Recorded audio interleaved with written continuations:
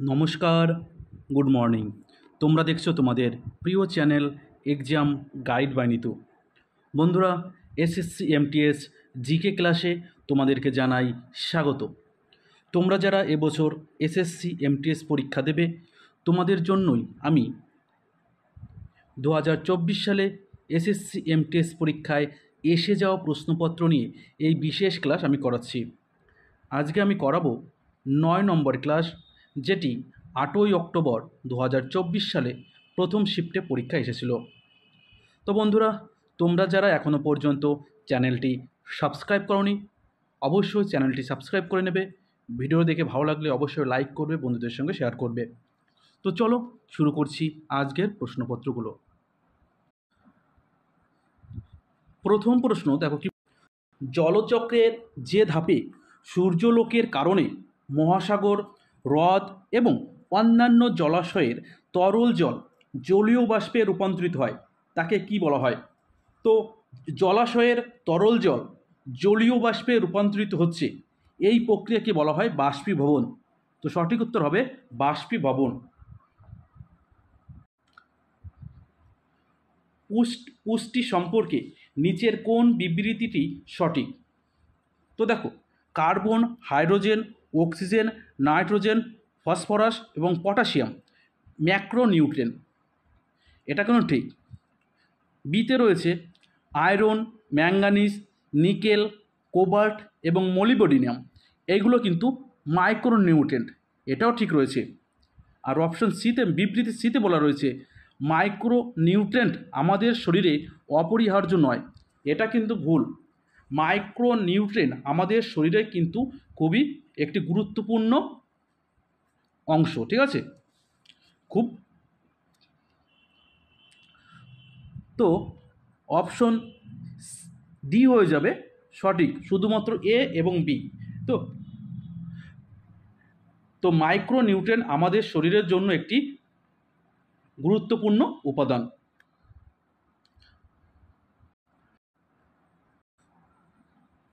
দেখো পরবর্তী প্রশ্ন, একটি হাকি বা টাইট বা সংকোচনমূলক মুদ্রা নীতিতে ভারতীয় রিজার্ভ ব্যাঙ্ক সাধারণত রেপো হার কী করে? তো রেপো হার কিন্তু বৃদ্ধি করে, রেপো রেট কিন্তু বৃদ্ধি করে দেয়, ঠিক আছে? তো সংকোচনমূলক মুদ্রা নীতিতে ভারতীয় রিজার্ভ ব্যাঙ্ক রেপো রেট বৃদ্ধি করে দেয়। কর্ণাটক সঙ্গীতের পিতামহ কাকে বলা হয়? তো কর্ণাটকী সঙ্গীতের পিতামহ বলা হয় পুরন্দর দাসকে। পুরন্দর দাসকে বলা হয় কর্ণাটক সঙ্গীতের পিতামহ। পরবর্তী প্রশ্ন, সাইক্লিংয়ে পেলোটন বলতে কি বোঝায়? সাইক্লিং খেলায় পেলোটন বলতে কি বোঝায়?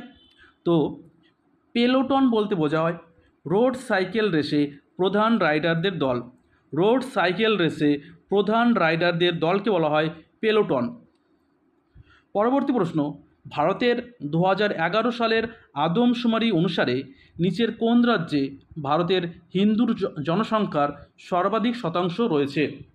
তো শতাংশ অনুযায়ী কোন রাজ্যে সবচেয়ে বেশি হিন্দু জনসংখ্যা বাস করে? তো সঠিক উত্তর হবে হিমাচল প্রদেশ। হিমাচল প্রদেশে 95.17% হিন্দু, ঠিক আছে? তো শতাংশ অনুযায়ী সবচেয়ে বেশি হিন্দু বাস করে হিমাচল প্রদেশে। হিমাচল প্রদেশের মোট জনসংখ্যার 95.17% হিন্দু। 2011 সালের জনসংখ্যায় ভারতের 79.8% হিন্দু সম্প্রদায়ের লোক রয়েছে, ঠিক আছে? তো 2011 সালের যে জনগণনা হয়েছিল, সেখানে কিন্তু ভারতের ভারতে হিন্দু জনসংখ্যার হার 79.8%। দাদরা এবং নগর হাভেলির জনসংখ্যার 93.93% হিন্দু, উড়িষ্যার 93.63% হিন্দু, ছত্তিশগড়ে 93.25 হিন্দু, মধ্যপ্রদেশে 90.89% হিন্দু এবং দমন ও দিউতে 90.5% হিন্দু। পরবর্তী প্রশ্ন, ভারতের সংবিধানের নিচের কোন অনুচ্ছেদে উল্লেখ করা হয়েছে যে ভারতের প্রতিটি মন্ত্রী এবং অ্যাটর্নি জেনারেলদের পার্লামেন্টে যে কোনো একটি কক্ষে কথা বলার এবং তার কার্যক্রমে অংশ নেওয়ার অধিকার থাকবে। তো পার্লামেন্টের যে কোনো কক্ষে কথা বলার অধিকার রয়েছে ধারা 88-তে। দেখো, আর ভেঙ্কটরামণি হলেন ভারতের বর্তমান অ্যাটর্নি জেনারেল। তিনি ভারতের 16তম অ্যাটর্নি জেনারেল। ভারতীয় সংবিধানে 76 নং অনুচ্ছেদে ভারতের অ্যাটর্নি জেনারেলের পদের সাথে সম্পর্কিত। নিম্নলিখিতগুলির মধ্যে কে ভারতনাট্যমের একজন বিখ্যাত প্রবক্তা ছিলেন? ভারতনাট্যম নৃত্য, যেটি ভারতের তামিলনাড়ু রাজ্যের একটি শাস্ত্রীয় নৃত্য। তো সেই ভারতনাট্যম নাচের একজন প্রখ্যাত প্রবক্তা হলেন রুক্মিণী দেবী অরুণ্ডালে। অপশন সি, রুক্মিণী দেবী অরুণ্ডালে। রুক্মিণী দেবী অরুণ্ডালে 1956 সালে পদ্মভূষণ পুরস্কার পান। আর তিনি ভারতীয় ইতিহাসে প্রথম মহিলা যিনি ভারতের সংসদের উচ্চকক্ষে অর্থাৎ রাজ্যসভার সদস্য হিসাবে মনোনীত হয়েছিলেন।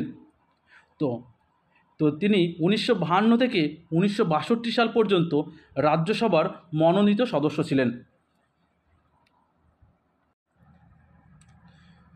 জুলাই 2024 পর্যন্ত এক জেলা এক পণ্য বা ওয়ান ডিস্ট্রিক্ট ওয়ান প্রোডাক্ট প্রকল্পের অধীনে 137টি অনন্য পণ্য কয়টি জেলা থেকে বিজ্ঞপ্তি দেওয়া হয়েছে? তো সঠিক উত্তর হবে 713টি জেলা থেকে। হিমালয়ের কাঞ্চনজঙ্ঘা শৃঙ্গের উচ্চতা কত? তো কাঞ্চনজঙ্ঘা শৃঙ্গের উচ্চতা হচ্ছে 8598 মিটার।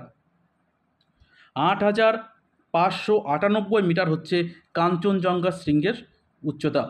তো পৃথিবীর সর্বোচ্চ শৃঙ্গের উচ্চতা কত সেটা অবশ্যই আমাকে কমেন্ট করে বলবে। পৃথিবীর সর্বোচ্চ শৃঙ্গের উচ্চতা কত? কে ভারতীয় জাতীয় ক্রিকেট দলের প্রথম অধিনায়ক ছিলেন? তো ভারতীয় জাতীয় ক্রিকেট দলের প্রথম অধিনায়ক ছিলেন সি.কে. নাইডু।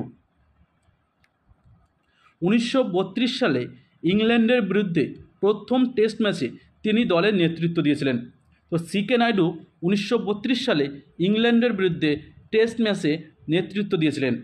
দেখো, স্বাধীন ভারতে প্রথম ভারতীয় অধিনায়ক ছিলেন লালা অমরনাথ। আর অজিত ওয়াদেকার ছিলেন প্রথম পুরুষ যিনি ওডিআই দলের অধিনায়ক ছিলেন। তো একদিবসীয় ক্রিকেট দলের প্রথম ভারতীয় অধিনায়ক ছিলেন অজিত ওয়াদেকর। আর বীরেন্দ্র সেহবাগ ছিলেন টি-20 দলের প্রথম অধিনায়ক।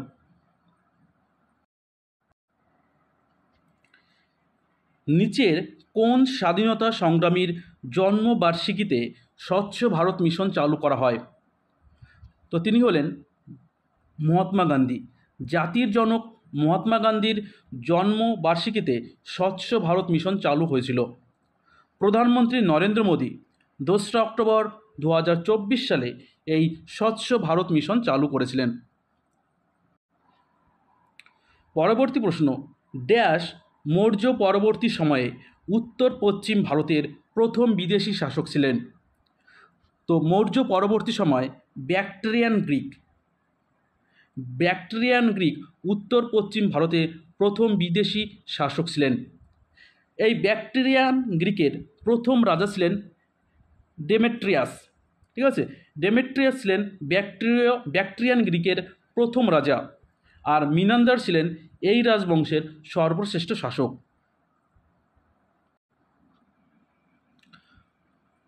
ভারতনাট্যম ড্যাশ একজন ভারতনাট্যম গুরু যে 2023 সালে Indian fine arts academy San Diego থেকে নৃত্য সেবা পুরস্কার পেয়েছিলেন। তো তিনি হলেন হেমা রাজা গোপালন, যিনি ভারতনাট্যম গুরু যে 2023 সালে Indian fine arts Academy San Diego থেকে নৃত্য সেবারত্ন পুরস্কার পেয়েছিলেন। পরবর্তী প্রশ্ন 2024 সালের হিসাব অনুযায়ী ভারতে কয়টি প্রধান সরকারি সমুদ্র বন্দর রয়েছে? তো এদিকে একটু তোমরা লক্ষ্য রাখবে। এখানে বলেছে কয়টি প্রধান সরকারি সমুদ্রবন্দর। তো যদি মোট সমুদ্রবন্দর তখন কিন্তু 13টা হতো, ঠিক আছে, কিন্তু এখানে বলেছে সরকারি, তো সরকারি রয়েছে 12টি, ঠিক আছে। তো ভারতের প্রধান সমুদ্র বন্দর 13টি, তার মধ্যে 12টি হচ্ছে সরকারি, ঠিক আছে। পরবর্তী প্রশ্ন, যে কোষের নিজস্ব ডিএনএ আছে এবং তার কার্যকারিতার জন্য প্রোটিন সংশ্লেষ করতে পারে তা হলো কি? তো তা হলো ক্লোরোপ্লাস্ট। তো ক্লোরোপ্লাস্ট এবং মাইটোকন্ড্রিয়া যেটাই অপশনে থাকবে সেটাই কিন্তু তোমাদের উত্তর হয়ে যাবে। কোন লেখক হিন্দি উপন্যাস তমাস লিখেছেন? হিন্দি উপন্যাস তমাস এটি লিখেছেন ভীষ্ম সাহানি। পরবর্তী প্রশ্ন, তপশিলি জাতি, তপশিলি উপজাতি এবং অন্যান্য দুর্বল বিভাগের শিক্ষাগত ও অর্থনৈতিক স্বার্থের প্রচার ভারতীয় সংবিধানে কোন অনুচ্ছেদের অধীনে রয়েছে? তো এটি ধারা 46-এ রয়েছে। এটি ডিপিএসপির অংশ, ঠিক আছে, রাজ্য পরিচালনার নির্দেশমূলক নীতির একটি অংশ। চলো নেক্সট, ভারতীয় পুলিশ সার্ভিস অফিসারদের প্রশিক্ষণ একাডেমির নামকরণ করা হয়েছে। তো সঠিক উত্তর হবে সর্দার বল্লভভাই প্যাটেলের নাম অনুসারে। এই একাডেমি তেলেঙ্গানার হায়দ্রাবাদে অবস্থিত। এটি 19শে সেপ্টেম্বর 1948 সালে প্রতিষ্ঠিত হয়েছিল, আর এর পূর্বের নাম ছিল সেন্ট্রাল পুলিশ ট্রেনিং কলেজ।